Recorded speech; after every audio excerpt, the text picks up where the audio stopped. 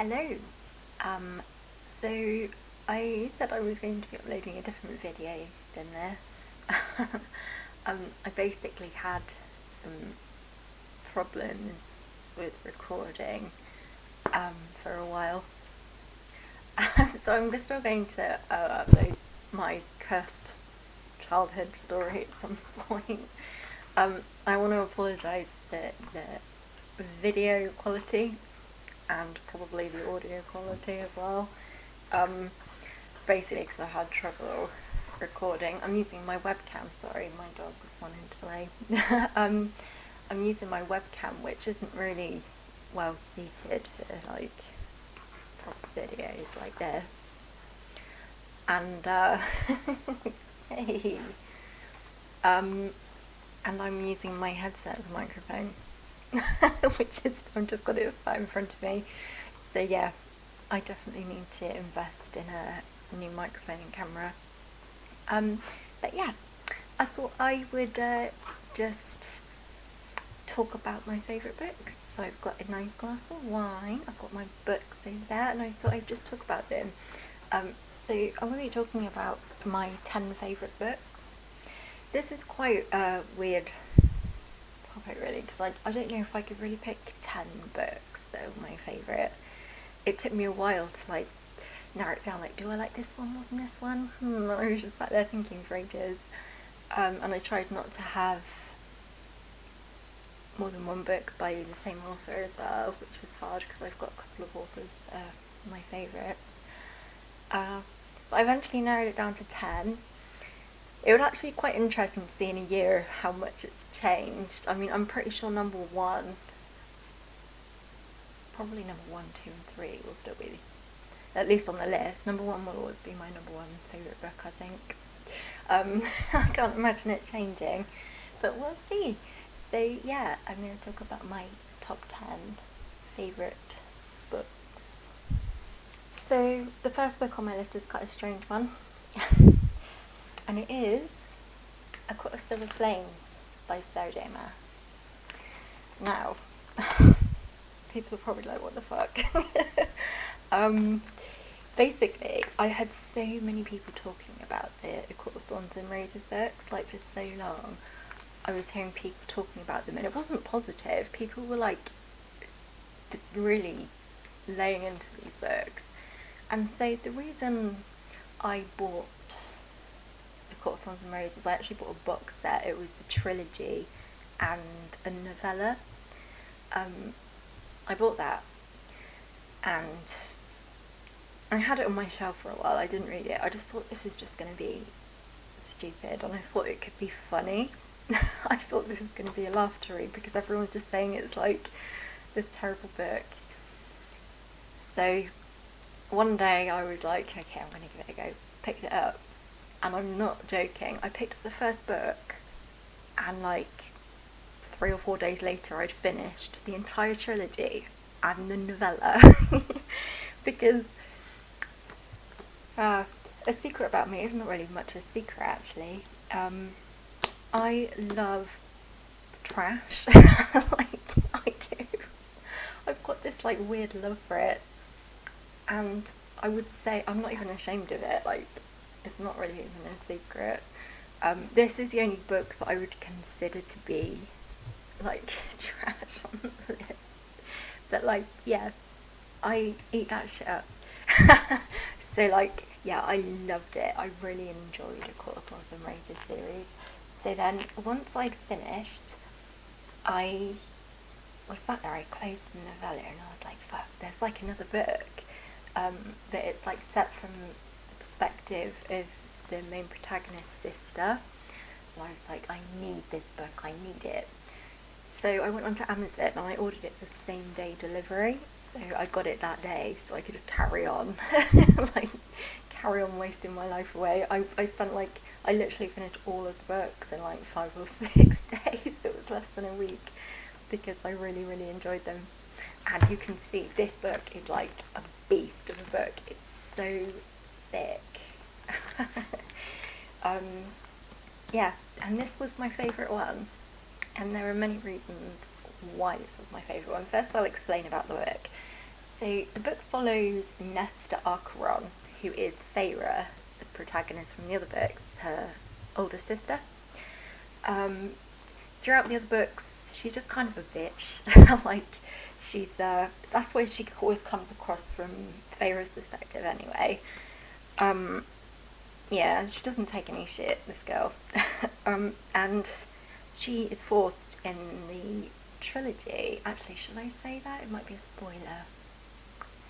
I won't say that. Okay, so she, in this book, she's having a bit of a rough time of it.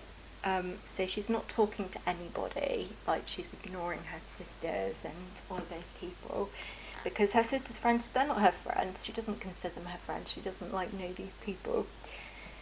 And she's spending all of her time basically drinking, getting drunk all the time, sleeping with random strangers, and everyone else is like sat there like, shit, what do we do about her? So they decide, right, we're gonna have an intervention here. So they get Nesta to come over to their house, and they're like, right, you have a decision to make, young lady. They're like, you can either go and live in the House of Wind, which is this house that's like really high up on the mountains looking over the town. Like, you can go and live in there, because there's literally no way, if she was to go there, there's no way she can get out. Like, there's 10,000 steps leading down. Like, she's not going to make 10,000 steps. I mean, the only way really that people can get in and out is flying, and she don't have no wings. So she can go there, she's got to live there, and there's like a library underneath the House of Wind. They're like, you can work in the library, and you train with Cassian.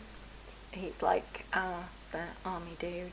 I don't know, I can't remember what they call him. He's the army dude. He's going to train you in this house every day, and you're going to go and work in the library. The library is basically run by these women who have all been like abused and stuff. It's like their safe space. They go work in the library together, and so that's like what she's got to do. So she's like, fuck, and they're like, if you don't do this, you're going to have to leave the fairy realms and go and live with the humans. And she's like, yeah, that's not really an option. Because like the fairies aren't liked much by the humans. Like, there's a wall there for a reason. Like, they're not supposed to cross it. Humans aren't supposed to be on this side, fairies aren't supposed to be on that side. So she's like, fuck, I'm going to have to go live in the House of Wind. So she goes. And obviously, I think everybody probably knows this, her and Cassie and the army dude end up getting it on a lot. Like, honestly, like, this book is half really nice, wholesome fantasy romance with all of this lovely stuff that happens, which I'll talk about in a minute, and the other half is just like fucking straight up porn. I'm not even joking you. So, I love this book far, far more than the rest of the Quantum of Salt and Roses series, and the reason for that is Nesta. So, we follow Feyre in the others, and basically, Feyre comes into the fairyland, and all of her friends, everybody that she knows, her whole life, like, is Rysand's. They're Rysand's friends. It's Rysand's life. So she basically just gets with him, and then his life is hers. Like, she doesn't have anything of her own. Whereas Nesta, she goes to this place and she's like, fuck you lot, you're not my friends, I don't know you, I don't like you, I've got no reason to want to be your friend.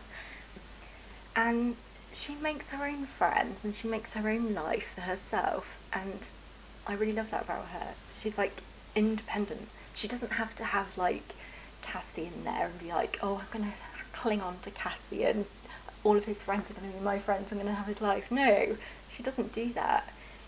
She's got her own life. She's got her friends, Wynne and... what's the other one's name? Emery. Emery's the other one's name. So Gwyn is one of the women that works at the library that she ends up befriending.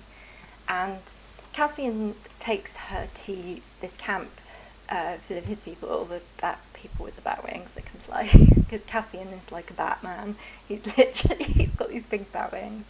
So he takes her there, and she meets some woman there, because women are treated like really badly by the people. And she meets some woman there, and they become friends. So, and they both come training with her, with Cassian, and she thinks like, oh my god, like all these women have been like abused by men, and they're all like, I don't know, maybe they would think it was nice if they could like defend themselves. So she makes a little like poster, writes down like with a little sign up sheet under, like, everybody come and train with Cassian, which they don't come at first. And I'm giving away far too much of the book, so yeah.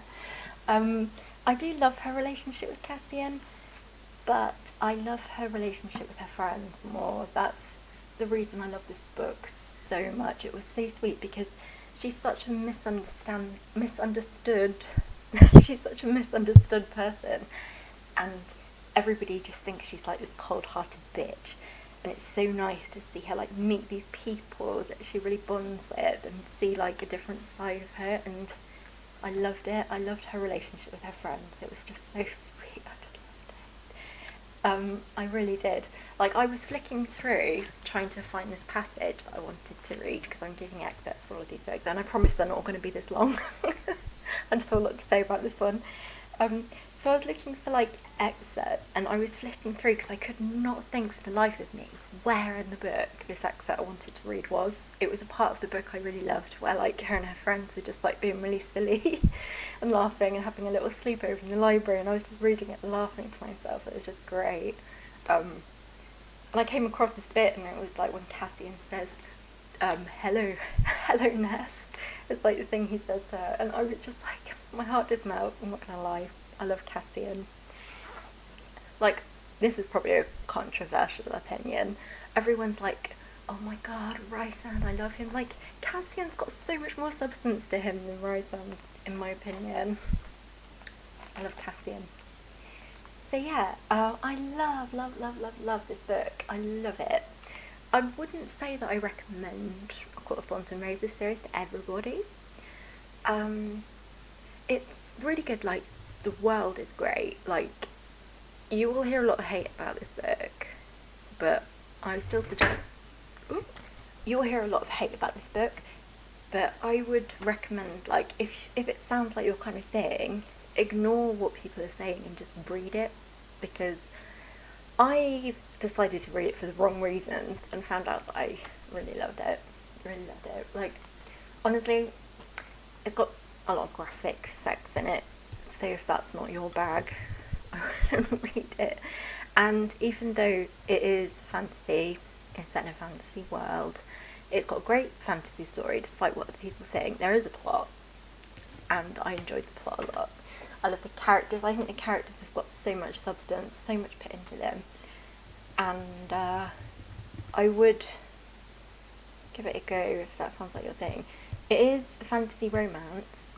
I would say that the romance comes before the fantasy elements. So, like, rather than it being a fantasy with romance in it, it's more of a romance with fantasy in it.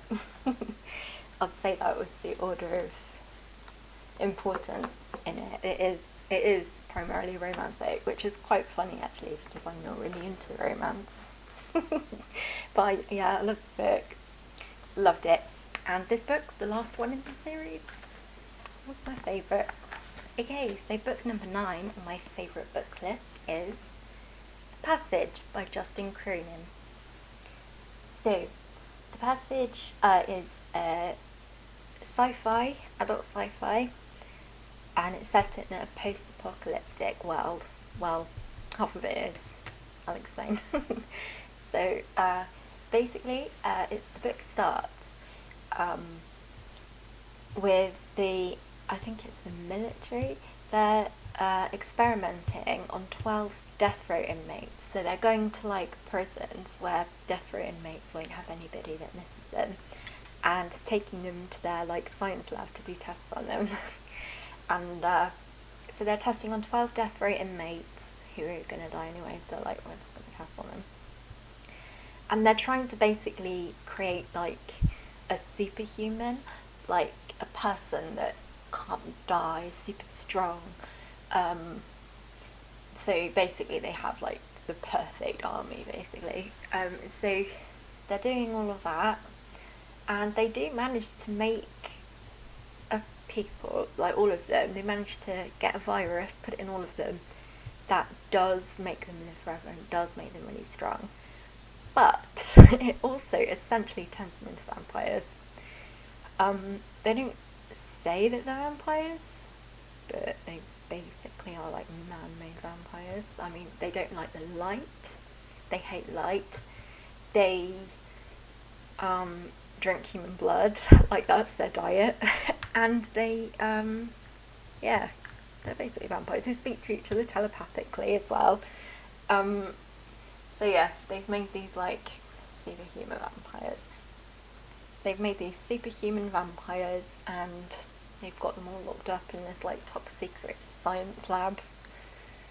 And it's actually really deep underground as well, I think, if I remember correctly. Yeah, it is. This was like, out of all of these books, this was the one that I haven't read for the longest, so I'm sorry if I get any details wrong.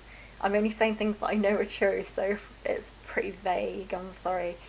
So yeah, it's actually the first book in a trilogy as well. I read the last book of the trilogy pretty recently, but not this one. Okay, so then they've got this new strain of the virus that they want to try on somebody else. And so they decide to try it on this little girl. She's like really small as well. It's pretty twisted. So there's a little girl, and she's like, it's shown from her POV for a while, because this book is like constantly switching POVs like all the time. It takes a while to get used to, but once you do, it's really, really good. So there's this little girl. She's travelling with her mum. Her mum is like a prostitute. And she doesn't have the best life. They're moving around constantly. She leaves her little girl alone while she goes out and sleeps with men for money. And eventually she's like, yeah, this is wrong, her mum. She's like, I don't really do this anymore. So she goes to a church, or a nunnery even, like there's loads of nuns there. And she she goes in there to talk to them, and she's like, I'm just going to pop out, and then she doesn't come back. She just leaves her kid with the nuns. There's this one nun there that absolutely loves this little girl, Amy, and she like looks after her and stuff. And then, yeah, the FBI are like, this little kid has no family, nobody to miss her. And so he says to this guy in the FBI, you're going to go over there and you're going to get that little girl and bring her back, and we're going to infect her with the vampire virus. I'm not even joking, this actually happens. It's pretty shocking. So, this guy, Walgast, travels all the way across the country to go and get this little girl. And he's like kind of going through his own troubles as well, because he has a child that died. So this is bringing back all sorts of shit for him.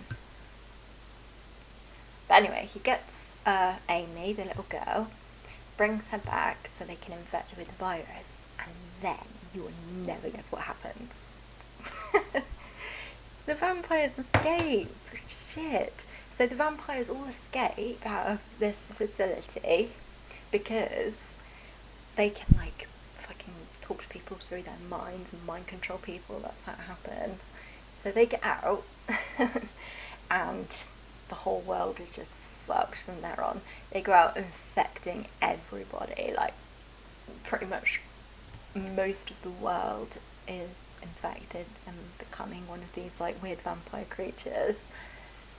And so, yeah, they are getting people onto these buses and they're taking them to these like places, these like gated communities with lights all around to stop the, and they call them virals, not vampires, they're called virals. So they can like stay in this place, they've got lights, they're going to grow food and stuff and just live there safe and not become vampires or virals. So then the whole book literally skips forward when it's halfway through. You're halfway through reading and it's like 100 years later. And then you're thrown into like 100 years later in one of these like little gated communities, and then you meet a whole new cast of characters.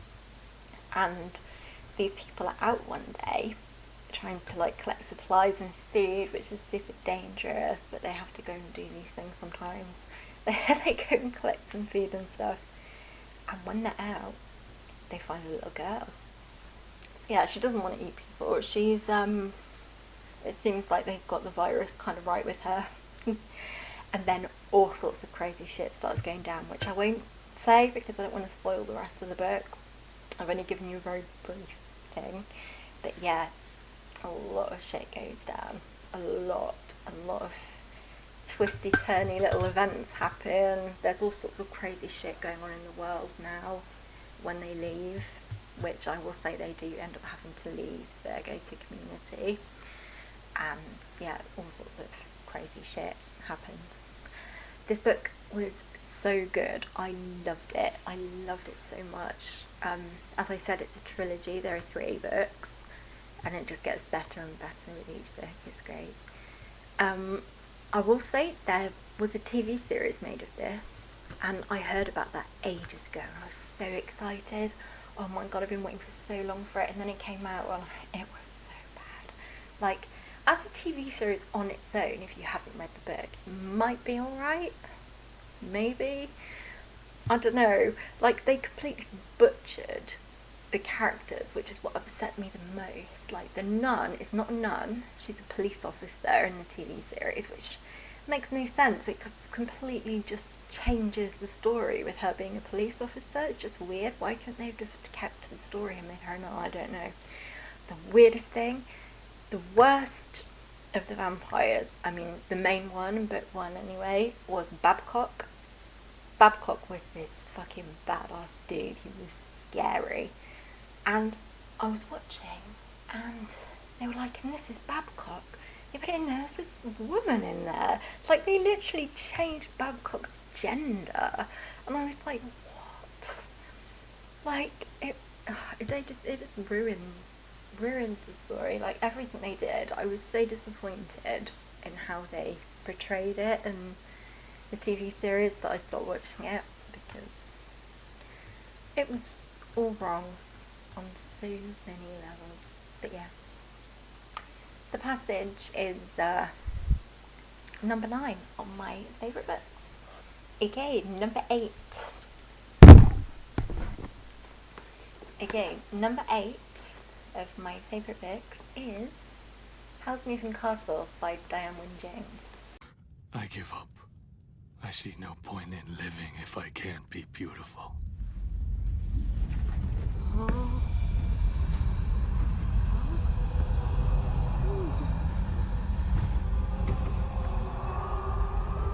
Howl, cut it out. Howl, no, stop it. So, a lot of people, like, I don't think I've ever actually met anybody who hasn't seen the movie of Howl's Moving Castle, but I meet a lot less people who've read the book that Howl's Moving Castle, the movie, was based on. It's... I don't have too much to say about this book, which is a blessing because I've rambled on about the last 2 forever. I don't have a huge amount to say about it. It follows the same story as it does in the movie, so I don't feel like I really need to explain the plot because people already know it. I will say that there are some differences, so if you have seen the movie, which most people have, I'd still recommend reading the book because you'll see there are differences. For instance, in the book it's a lot more focused on Sophie and what she's getting up to in the castle and her, friendship with Hal. Like, it's not as romance heavy as the movie.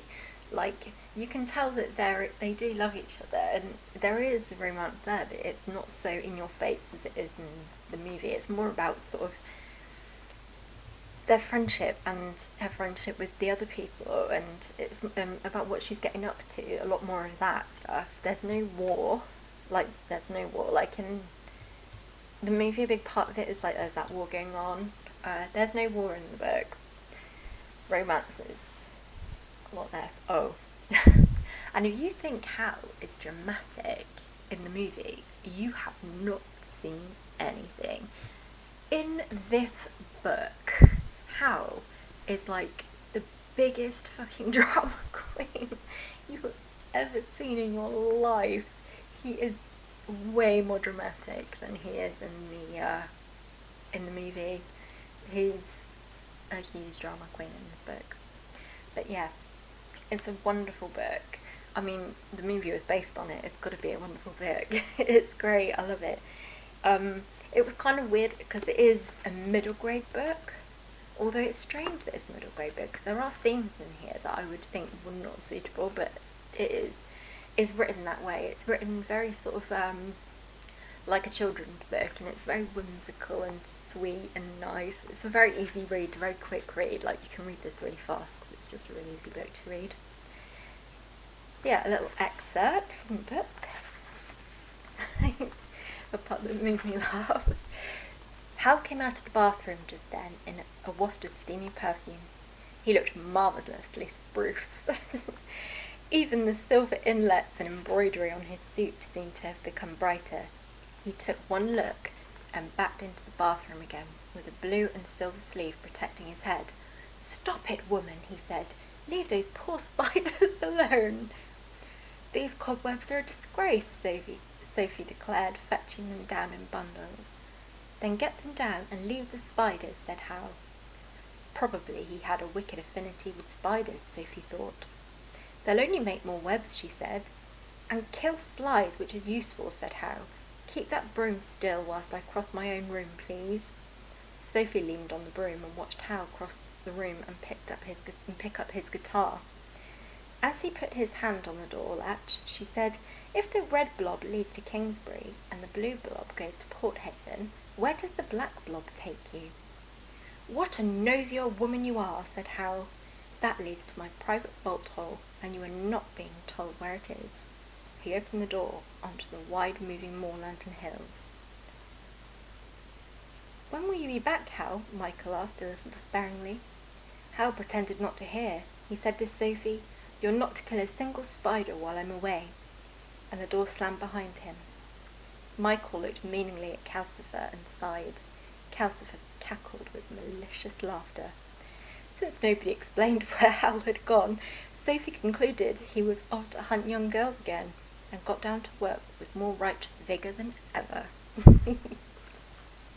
Okay, number 7 is another one that I don't feel like I really need to explain. I'm pretty sure every single person in the world has read this book. Well, probably not every single person, but most. And it is Charlie and the Chocolate Factory by Roald Dahl. Good morning, Starshine. The Earth says hello. So yeah, do I need to say any more? I don't think so. Everybody has read Charlie and the Chocolate Factory, or at least in the movies. I mean, as always, the movies do vary from the books with everything that happens. That's why the original Charlie and the Chocolate Factory movie was different to the second, because they both just picked different elements from the book. A lot of people complained about that. They were like, "Oh my god, they ruined the second Charlie and the Chocolate Factory. It's nothing like the first one." It wasn't based on the first movie, it was based on the book. You know, and actually, I think the second movie was more accurate to the book than the original movie. Controversial opinion? Maybe. I mean, yeah, this book is legendary. Roald Dahl is legendary. And Willy Wonka is by far, I don't even have to think about this, he is my favourite fictional character in the whole world ever. So let's read a little excerpt, shall we? "Keep calm," cried Mr. Wonka. "Keep calm, my dear lady. Keep calm. There is no danger whatsoever. Augustus has gone on a little journey, that's all. A most interesting little journey, but he'll come out of it just fine. You wait and see." "How can he possibly come out just fine?" snapped Mrs. Gloop. "He'll be made into marshmallows in 5 seconds.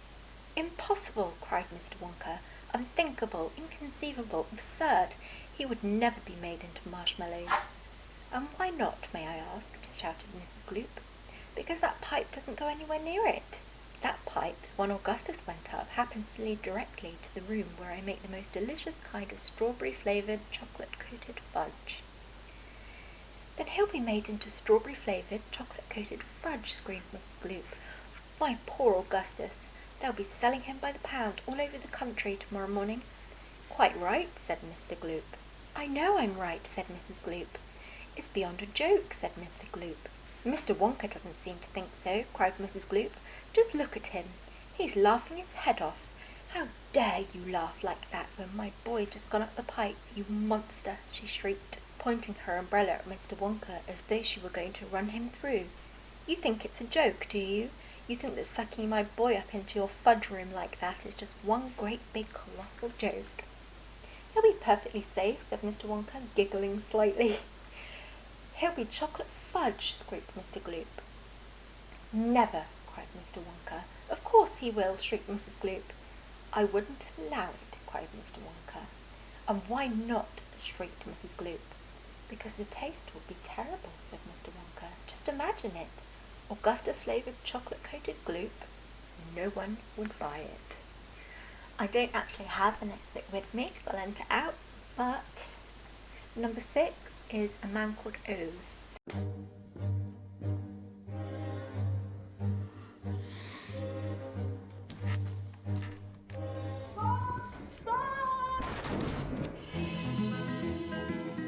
Det är förbjudet att köra bil i det här området. Men du kanske inte kan läsa svenska skyltar nu. Jo, det kan jag. Men är du blind kanske? Är det jag som kör? Hunden ska sluta pinka på våra plattor. Lyssna inte på den elaka gubben, prins. Anders, såg du vad gubben gjorde? Vad gjorde du med hunden? Det är väl ingen hund. Ser mer ut som en vinterkänga med ögon. I'm calling him Ove because I've seen the movie. It's a Swedish movie and I don't know how to pronounce his name. So I'm just saying Ove because it's easier for me, and if I try and say it how they say it, I just sound like an idiot. Okay, so A Man Called Ove is an absolutely heartwarming, wonderful, amazing book about an old man who has lost his wife. He recently lost his job as well, and he feels like he's got nothing left to live for. So he tries numerous times to take his own life, although he's really bad at it and fails. Or actually, it's not really his fault he fails. It's not really his fault he fails to kill himself. He's usually interrupted by his neighbours and things, and that's how. And he gets very angry with them because they're interrupting him when he's trying to, kill himself, basically. So Man Called Ove switches timelines, so in the book anyway. I think the movie does that as well, actually. So the story is sometimes talking about him now when he's going through this really hard time in his life and he feels like he's got nothing left to live for, and the other half of the story is telling his life, like he's remembering, usually when he's actually about to try and do himself in. He's thinking about his wife and how they met and all of the things that he's done in his life, because he's an old man. He's done a lot of stuff, and you learn about his life and what's led to this moment and all of his relationships and everything. It's so sweet. And one day Ove decides, I do have things to live for. The relationship he builds with his neighbours and their children, oh my god, they call him Granddad, it's so cute. It just, honestly, even thinking about it, I cried so much reading this book. And when I watched the movie's not quite as bad as the book in the way that it makes you cry. I'm actually feeling emotional just remembering it. I'm getting all teary. God, I'm an emotional wreck sometimes. So it's, as you can see, I'm tearing up just thinking about it. And in my opinion, when a book evokes that much emotion, the writer did a pretty damn good job. So the book is wholesome and sweet and lovely, and it's funny as well, so funny. Not only did this book make me cry, but it made me laugh so many times. It's so good. If you have seen the movie, I recommend you still read the book. If you read the book, I recommend you watch the movie.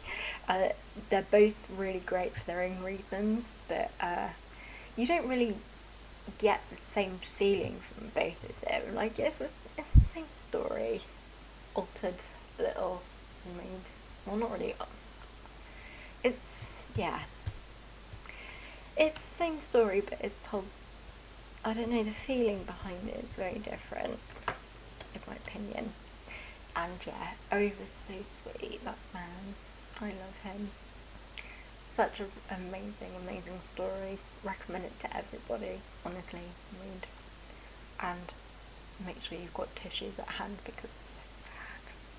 It's not just so sad either, like, it's just like sweet. Like, you know when something's just like, oh my god, it's so sweet, and it just makes you cry because it's just like, it just tugs at your heart. It's just so nice. Really love it. Amazing book. Everyone should read it. Everybody. Okay, book number 5 is Neverwhere by Neil Gaiman. So, Neil Gaiman is one of my favourite authors in the whole world. And it took me a while to decide which of his books I would put in my favourite book list, because I love so many of them. But after a lot of deliberation, I chose this one. So, Neverwhere is a urban fantasy set in modern day London, and it follows a man called Richard. Richard is a very kind of normal guy, very normal, to the point where he's kind of just a boring normal guy living in a normal everyday modern world. And he's engaged to this woman whose name I cannot remember right now. He's engaged to a woman. She's not important, basically. She's an asshole. So he's walking down the road with her one day, and there is a woman lying in the street, and she is bleeding. And he's like, oh my goodness, I need to help this woman. And his girlfriend's like, what? No, we're going to be late. What the hell are you doing? Someone else is going to come by and sort her out. What? Why are you stopping? And he's like, because there's a bleeding woman on the floor. I'm just going to leave her. And so he's going to call an ambulance. And then she opens her eyes and she's like, no, don't call an ambulance. Don't call an ambulance. There are people. They're going to find me. And he's like, what the fuck? So he picks her up and takes her back to his house, and him doing that, even just helping her, he ends up going to another world, which is below London, and it's so hard to explain, it's so weird. This world is like insane. So it's like this whole world where everybody is really bizarre and strange. Rats can talk, and there are these two like immortal assassin men, and they're after this girl. By the way, this girl's name is Dor, like D-O-O-R, Dor. That is her name. So there are these two villains after Dor. They're literally like the best villains ever. Their names are Mr. Croup and Mr. Vandermeer, and yeah, they're after Dor. They wanna, and so yeah, he's thrown into this crazy world. Like nobody in the normal world can see him anymore. He's here in below London. So he decides to help out Dor. I guess so he can get back to his boring normal life. It's such a great book, really good. Although, I'm telling you, anything this man writes is amazing. Like, anything. He's just got, like, he just has to write anything on a page and it'll just, like, throw magic out of it. Like, he's amazing. He's such an amazing writer. Like, if you haven't read anything by Neil Gaiman before, it wouldn't even matter what book you picked up because they are all amazing. All of them. I struggled between this one and Coraline because that's one of my favourite books as well. So I was like, umming and ahhing, like, do I pick this one or do I pick Coraline? But I decided, I think I slightly prefer this one. This was actually his debut novel as well. It was the first, I mean, he'd written comic books and stuff before, but this was the first, like, actual novel that he wrote. so good. Okay, book 4. My 4th favourite book. This one is very special. In fact, from here on out, these ones are super special books to me. Like, from this one, going forwards now, the next 4 books, they're very, very special to me. So, number 4 is Piranesi by Susanna Clarke. I read this one really recently. I literally sat down, read it in one sitting, and then a few days later I sat down and read it in one sitting again.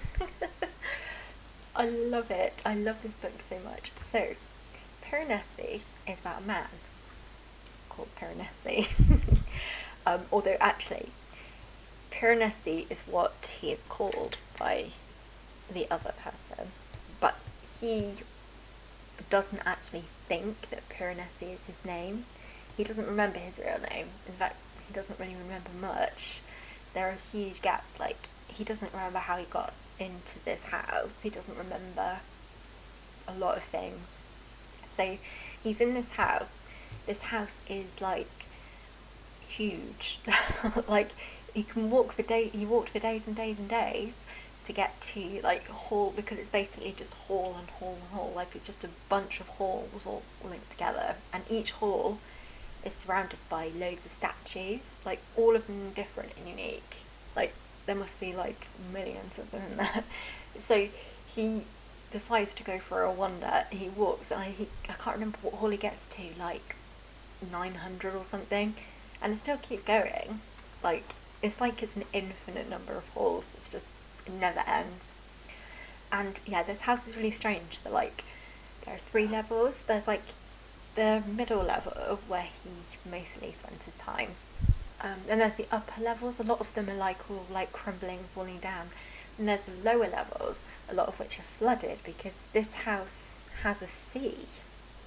In fact, when the tide comes, he has to, like, hide behind statues or go elsewhere because the tide comes and it just floods the house, like, parts of the house anyway. It's insane. He literally goes down into the lower levels to, like, fish in the sea. it's very bizarre. So, like, yeah, he's in this house, and he believes that only 2 people exist. Him and this man that visits him sometimes to talk to him, and he's, like, a scientist. Although Piranesi is, like, a scientist as well. Like, he's always doing little experiments and, like, taking notes and trying to figure stuff out about this house. But the other guy he refers to as the other, and he thinks him and the other are the only people in this house, until one day he finds a message from somebody else and realises maybe there's somebody else alive in this world. It's so magical. I love Piranesi. He's like a child in a man body. Like, he's so innocent and sweet, and I love him. I love him so much. And yeah, it's so interesting. It's told in, like, diary entries, the whole book. So, like, he writes every day what's happening, and yeah, it's really strange because he doesn't have memory of things, and you follow him on this journey of figuring out, like, where am I? What is this house? How did I end up here? Was I always in this house? Like, where was I before? Are there other people? There's even a point where he's, like, imagining, oh my god, like, imagine if there were, like, 50 people alive. That would be madness. Like, or, like, I think it's 50. It's like, if there were 50 people existing in this world, that would be fucking nuts. Like, can you imagine that many people in one place? Like, it's just bizarre. He's just used to just being alone, and he has no memory of where he was before he was trapped in this weird, massive, endless house. And yeah, it's just, like, magical. You're reading it and it's just, like, this otherworldly magical thing, and you're just, like, wondering constantly, like, you really want to know, like, what is going on? Why is he here? you just keep reading, and the more you read, the more you fall in love with Piranesi, and you're like, oh my god, he's so sweet, and you just don't want anything to ever hurt him. And it's an absolutely wonderful, wonderful book. Really, really, really good. And look, like, it's not long. If you're looking for a book to read and you don't want to read a brick, I so recommend this. It's so special. There's something so special about this book. Really, it's written beautifully, and it's just, yeah, it's something very special, this book.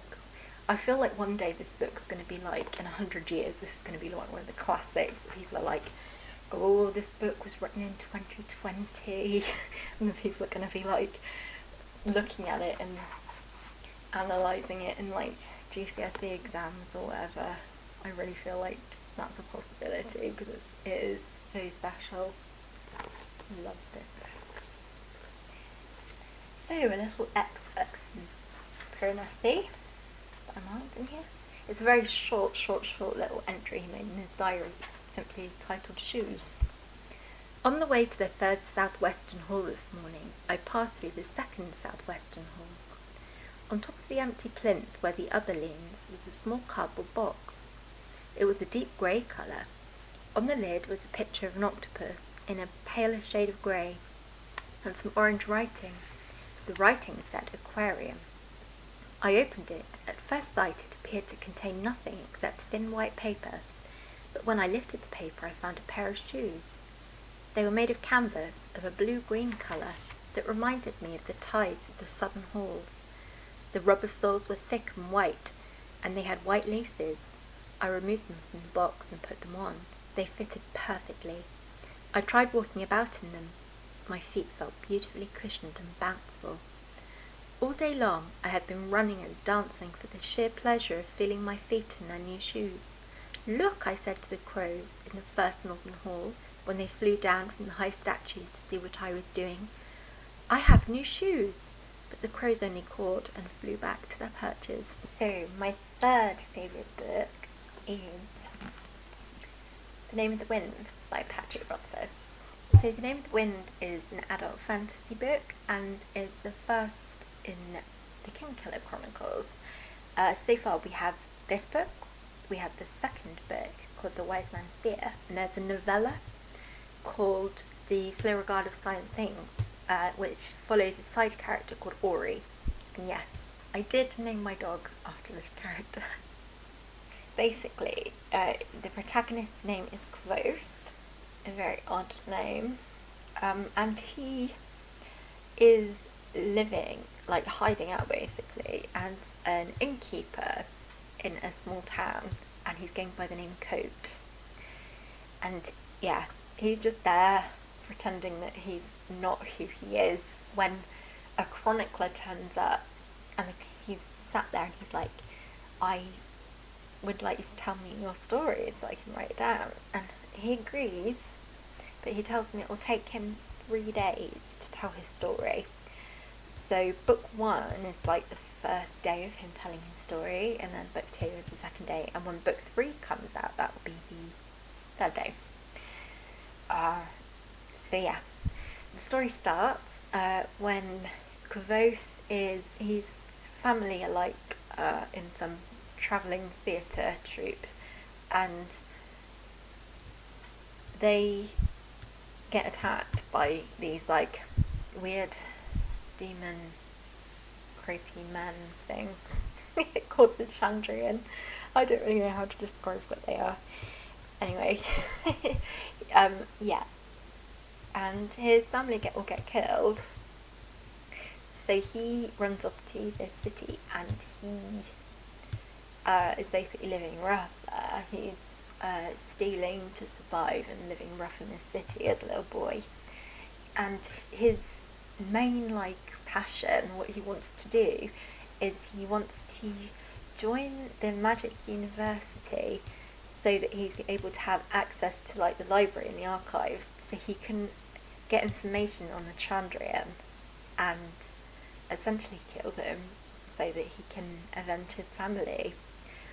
So yeah, it follows the story of him getting to the university. He has lots of financial struggles throughout. Sorry, I've got something in my eye. He has financial struggles throughout the entire bit. Like, he's always having problems with money, keeping money. Like, he'll get money and then it'll be gone. He has a really hard time. Like, a lot of this is just his financial struggles. The world is so beautiful. Oh, music as well. Like, music's a huge part. Like, he loves music. It's one of the ways he makes money is that he goes and plays his music for people. Yeah, and he does well at Magic University, and he really wants to learn how to call the name of the wind, which is why it's named that. And yeah, Ori is like some strange girl who lives in the sewers, and she comes out to see him play, and they like give each other strange little gifts and talk very weirdly to each other. I actually found a YouTube video of somebody, and they made like this funny little, sorry, what's something in my eye? They made a funny little animation thing of one of those. I might actually stick that at the end of this, talking about this, because I loved it. Just give you an idea of what they talk about, because it's very strange. What did you bring me? What did you bring me? I have an apple that thinks it's a pear, and a bun that thinks it's a cat, and a lettuce that thinks it's a lettuce. It's a clever lettuce, then. Hardly. Why would anything clever think it's a lettuce? Even if it is a lettuce? Especially then. Bad enough to be a lettuce, how awful to think you are a lettuce too. But yeah, like, if you love magic and you love fantasy and you love dragons, there's dragons in the second book and fae in the second book. It's just like this huge sprawling world, and if you love that stuff and you're really into like your fantasy stuff, there is no way you'll be disappointed with this book, because it's just amazing. It's so good. And Patrick Rothfuss is like an amazing writer. Even though his book is not my number one book, Patrick Rothfuss is my number one writer. Like, his writing is amazing. Like, it's just beautiful. You read it and you're just absorbed immediately. Like, it's just, he's just an amazing writer. He's like my favourite writer for sure. Like, the way he writes and his prose is just beautiful. I just love it. I love it so much. Love his writing. Oh, and I almost forgot actually. And talking about magic, the magic in this world is so interesting. So it's almost like a science. Like, you'll understand if you read the book. Like, the way that magic works in this book is like very scientific. It makes a lot of sense because it's based off of like science. It's really cool. Yeah, I love it. I mean, I named my dog after a character in this book, so obviously I love it. Okay, number 2. My second most favourite book in the whole wide world is A Darker Shade of Magic by V.E.Schwab. I've always known in my bones I was meant to be a pirate.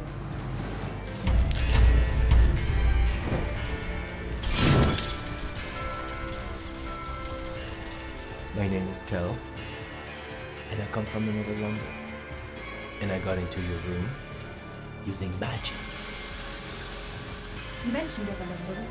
Grey London, Red London, White London, Black London.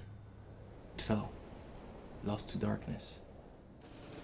Stone cannot exist and should not be allowed to exist. So go on then, open the doors to Black London and throw stone in. The bloody hell you're waiting for? The other Londons sit between. You'd have to go through all of them to get there. I want to come. I don't have time for this game. This is not a game. Then what is it? It's a chance. A way out. So, V.E.Schwab, or also Victoria Schwab as she goes by in her YA books, she is another author that I probably would have had several books as my favourite books here, but I was trying to keep it like only one book per author for my favourites. And Also, like, yeah, I didn't have the same problem as I had with Neil Gaiman, because I knew that this was my favourite book that she'd written, so it wasn't hard to, like, I didn't have to sit there thinking, I love this book, like, I love it. So, yeah, A Darker Shade of Magic is the first in a trilogy. It's another one that kept me up. This one was the worst, actually, at keeping me up. The absolute worst. So, I remember I got into bed and I was like, yeah, I'm going to read some. I was on the second book at this point, and I was in bed, and I thought, oh, I don't have much left to go. I might as well finish the book before I go to sleep. By the time I finished the book, I looked at the time, and it was like 4:30 in the morning, and I was like, well, I'm probably not going to really sleep much tonight anyway. So I put the book down and picked up book 3. Started reading. I literally didn't sleep that night. Like, this book made me lose sleep because that's how much I loved it. So yeah, A Darker Shade of Magic is an adult fantasy, first in the trilogy. I wouldn't say it's my favourite in the trilogy. I'd say they all are. The whole trilogy is my favourite. I can't pick one because it's just a continuation of the story that I love. I wouldn't say that I love one of 3 books more than the others. I love them all. So yeah, it's set in a world where there are like 4 alternate realities. So like there's our world, and then there are 3 more of our world, and they're the same, like they're laid out the same map, but like obviously people call different places different things because it's a different world. But all 4 worlds, for some reason that even the characters don't know and can't figure out why, London exists in all 4 in the same place. So there is Grey London, which is where one of the 2 protagonists is from. Grey London is our world, basically, set in 1819. So 1819, not 90, because I'm going to get confused. I'll see why in a minute when I get to book number 1. 1819, 1819. And yeah, Delilah Bard, who is, along with Willy Wonka, one of my favourite characters ever. I love her. She lives in Grey London. She's a thief there. Her thing is pickpocketing. She dresses up like a man when she's pickpocketing. So they're all of like London looking for this like man who's like been pickpocketing people and stealing shit. They don't know it's actually her because she's actually a girl, but she dresses up as a man when she's getting up to no good. And yeah, she lives in Grey London. And then there's Red London. Red London is full of magic. Like Grey London has forgotten magic's existence. Like once they knew about magic, they don't know about magic anymore. Apart from the royal family, they're quite aware of all of the different realities and of magic. But the people of Grey London have no idea. Red London, magic is like properly alive. It's just normal, everyday thing. People just walk down the street practicing magic. It's just like, people don't bat an eyelid to it. That's just Red London. It's just full of magic. And they don't even have religion. Like, instead of religion, they worship magic. Like, magic is their god, essentially. And Kell's the other protagonist. He lives in Red London, and he's an Antari, which is a special type of blood magician, which means that he can pass through worlds. So he can go to all of the different Londons. And he's only one of 2 known Antari still living in the worlds, like plural. Like there are only 2 that exist, and he's one of them. So he lives with the royal family, but he's kind of always conflicted inside himself because he knows that like the only reason they see him as family is because of his powers, like what he can do for them. Like he delivers messages between all of the different Londons and stuff, and he, even though they treat him like family, he kind of knows that they're kind of using him in a way, like they only want him around because of what he can do for them. Although that's the king and queen, like their son, the prince, his name's Rye, he's another amazing character, by the way. He, loves Cal, like a brother, like they're so close. Their relationship's actually adorable, so sweet. But yeah, Cal lives in Red London, and then there is White London. Oh my goodness, White London. Like, every single time I was reading the book and it got to White London, I don't know how V.E.Schwab does it, but the second you get to White London, you just feel the fear and the creepiness come out of the page. It just feels eerie whenever you're there. It's a really scary place. They know about magic's common knowledge, but people are there's not much magic there. People are starved of it, and they're just trying to cling on to tiny bits of magic. People have have just literally carved magical spells into their bodies just to try and get a little bit of magic. Everyone's poor, and the whole place is just miserable, and when they see an outsider come, it's dangerous because they just want to kill them, and if they've got magic, that's scary, and the only people that can come are magicians. So yeah, it's a scary place, and the leaders of this White London makes it actually even grimmer. There's a fortress. It's not like a palace like in the other places. They've got an actual fortress there, and the leaders, the people in charge, to get into power in White London, you have to break into the fortress and murder the people in charge so that you can be in charge instead. That's how you get power there. And the people in charge at the time of this book are Athos and Astrid Dane. And they keep the other Antari, other than Kel, the only other one that's alive, the Antari, the ones that can travel between the worlds. The only other known one is named Holland, and he is kept as a slave by Athos Dane, and he just enjoys torturing him, and proper torturing him, and just using him as a slave. They get him to do all their dirty work for them. They get him to deliver messages as well and do terrible things throughout the book. And then there's Black London. Black London's the last one. Black London is dead.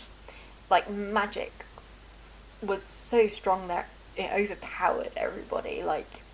It took over, because magic is a thing that has life in this book, and instead of controlling magic, they let magic control them, and it ended up killing the world. And it was so dangerous actually that they shut it off, and White London is next to Black London. They're in a row, so there's black, and then there's white, and then there's grey, and then there's red. So Red London was lucky because it was really far away from Black London, which is why it's still thriving and it's such a nice place. And the people of White London kind of hate the people of Red London because they were left to fend for themselves when Black London fell and all of these horrible creatures were coming through and there was this big war. White London really suffered, which is why it is in the state it's in now. So the people there hold a lot of resentment towards Red London, which is just doing fine. They didn't have to deal with it. They're really far away from all of the troubles. So yeah, Cal, who travels between the worlds, has this naughty little habit of smuggling things. I guess he's just bored or something. He doesn't have much to do. He goes to all of these worlds, but all he's doing is delivering messages to their kings and queens and stuff. So to add a bit of fun to his life, he smuggles things, which is illegal. You're not allowed to smuggle stuff between Londons. It's very forbidden, but he does. So he smuggles all these things. He's got a thing for music boxes in Grey London. Yeah, he's got a thing for music boxes in Grey London. Because in his world, you could just make that out of magic in a second. They're there it is. But in Grey London, they have like, the music box has all of these like little cogs and inner workings, and he just looks at it and he's like, someone's put all of this effort into this, they didn't use magic, and he's just fascinated by it. So he's got a thing about like collecting music boxes, and he will trade them things that he really should not be trading. So yeah, one day he's got a very powerful magic item, and some people in Red London try to kill him to get it, and they really injure him. So he takes this magical item and he opens a door and he escapes into Grey London, and he's all injured and bleeding. And then he bumps into none other than Delilah Bard, and she sees this like injured man. He looks all like he's got a lot of money, and what does she do? She pickpockets him. Well, she doesn't even need to, he's really injured. She steals from him, and she steals the very powerful magic item, which was a stone. She steals it. So then, like a bit later, Cal's like, you need to give me that back, like I need it, and she's like, I'm not giving it back to you unless you let me come with you. I don't want to stay here anymore in this crap place. I've got a crap life. I like have no money. I'm homeless practically, and I want to come with you. I want an adventure. And after some arguments and stuff, he agrees. He's like, okay, I'll let you come with me. And he takes her with him to Red London. And that's all I'm going to say about it, because I'm going to end up giving way too many spoilers. But yeah, that's my second favourite book, and I adore it. I love it. The whole series is amazing. So good.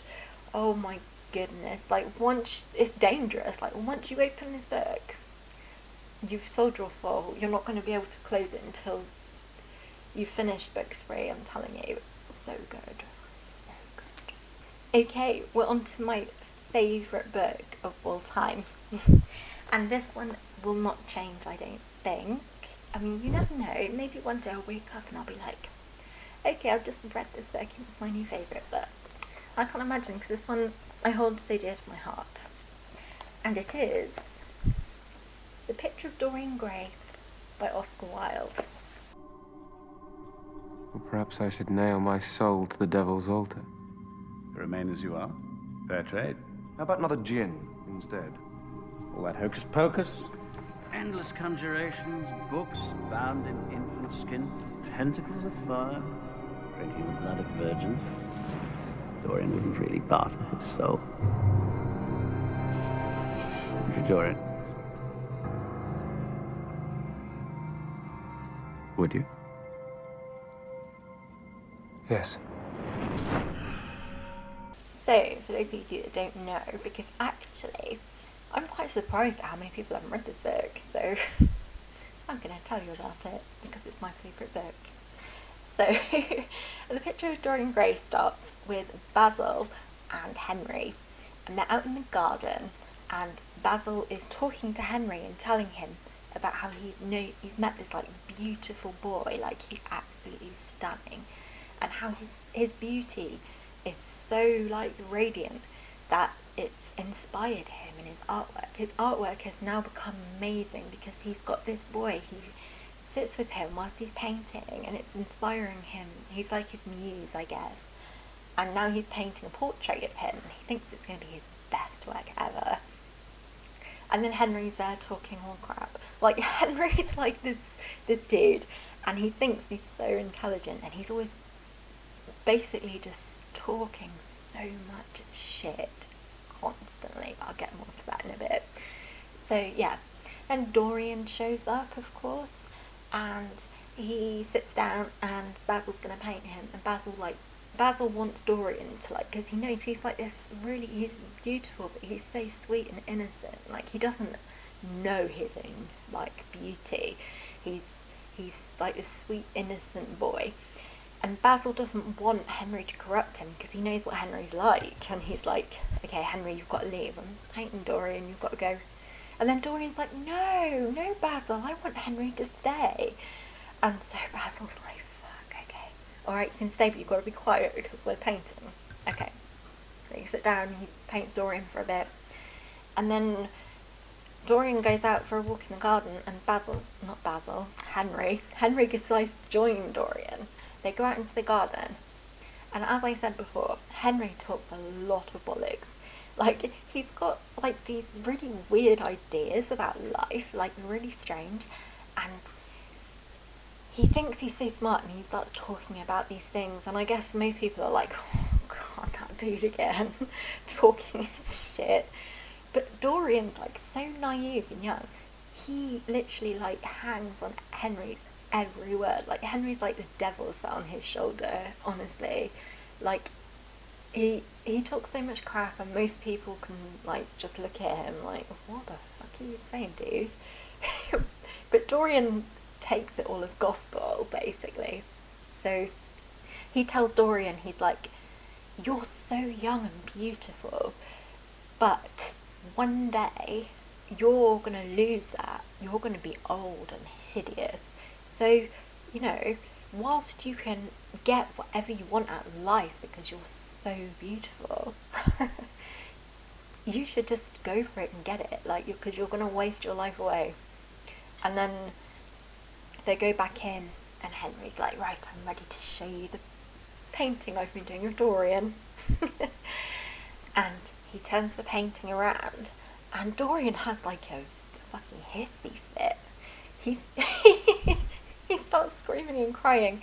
He throws himself onto the sofa with his head buried and crying, and he's like, oh my goodness, it's not fair. This painting is going to stay beautiful forever, and I'm going to turn into an old, haggard man, and it's going to be horrible. My life's going to be over because of what Henry said to him. It's like, he takes it so much to heart. And so Basil's like, for goodness sake, he's like, fine, I'll destroy the painting if it's making you that upset. He walks over, picks up a knife, and goes towards the painting. And then Dorian's like, has a change of heart, and he runs over and grabs the knife off of it. He's like, no, don't. And then Henry's like, if you don't want the painting, Dorian, I'll have it. Because I think, I don't know, they've both got this like weird obsession with him. I swear they're both a bit like in love with him or something. I was reading it the other day, because I reread it recently, which is where I rediscovered my love for it. And then I went and watched the movie, which was a mistake. I'll talk about that later as well. But yeah.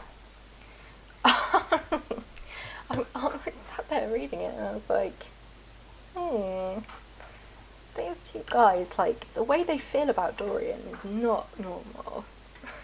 But anyway, that aside, yeah, so Dorian stops him from destroying it. He's like, no.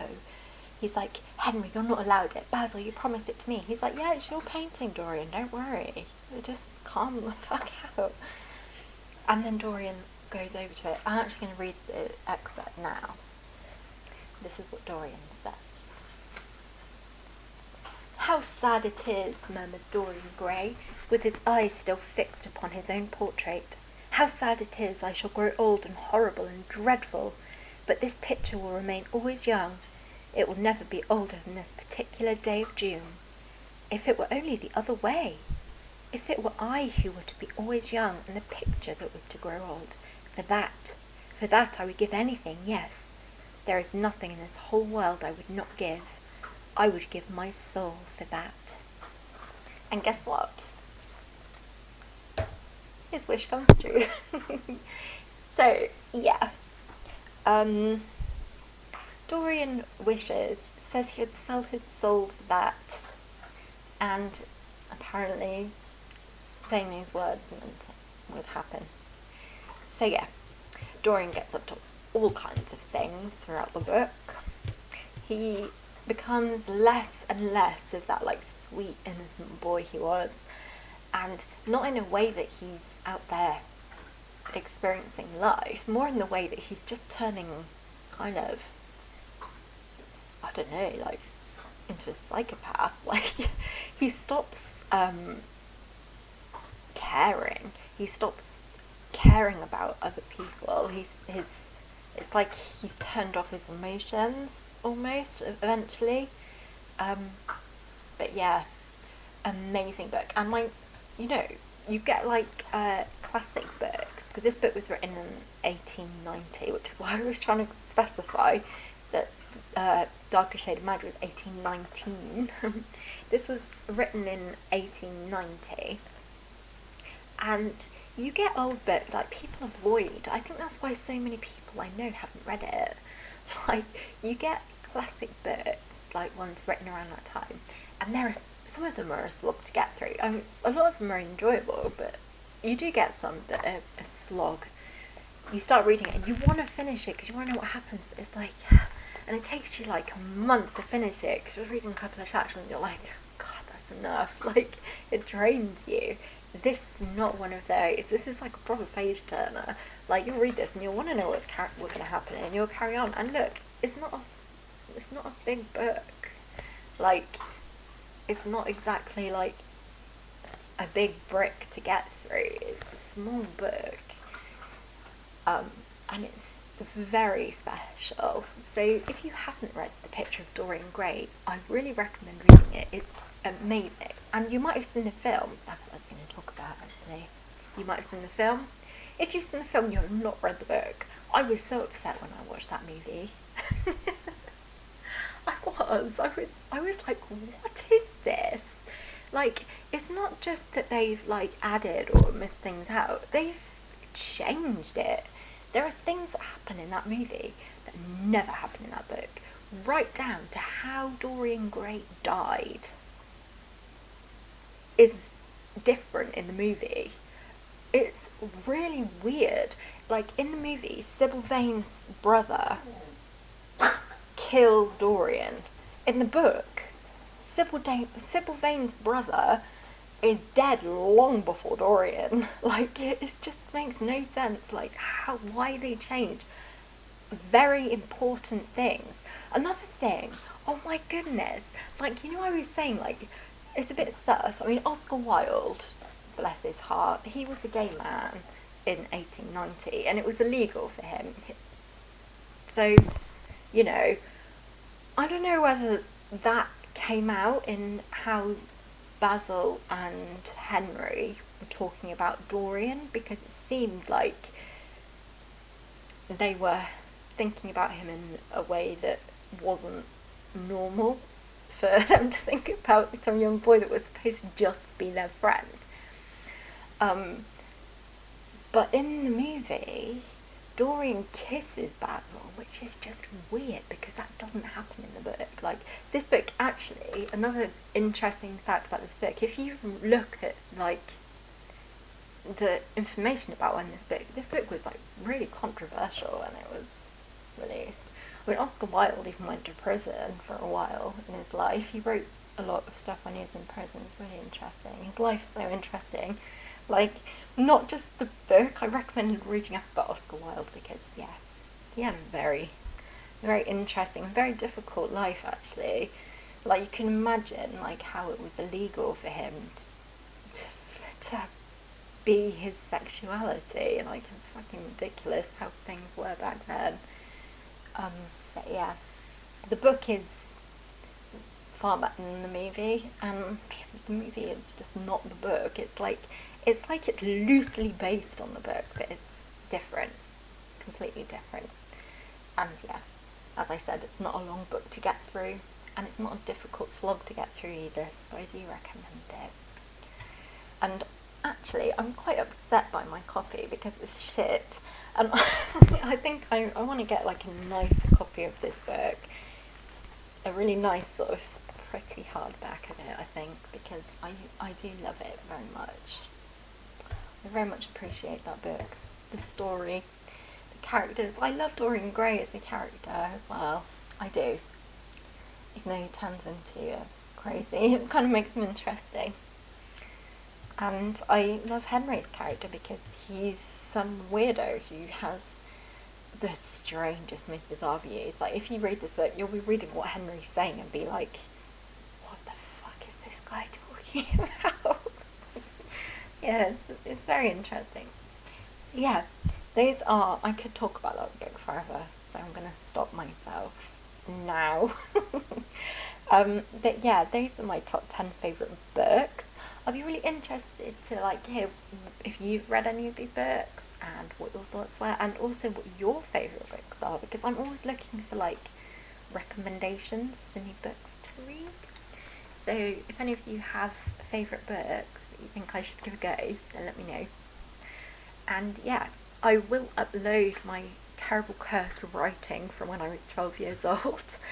That I promise I will. I think I could probably do it on this webcam. I mean, it's just such bad quality and the sound.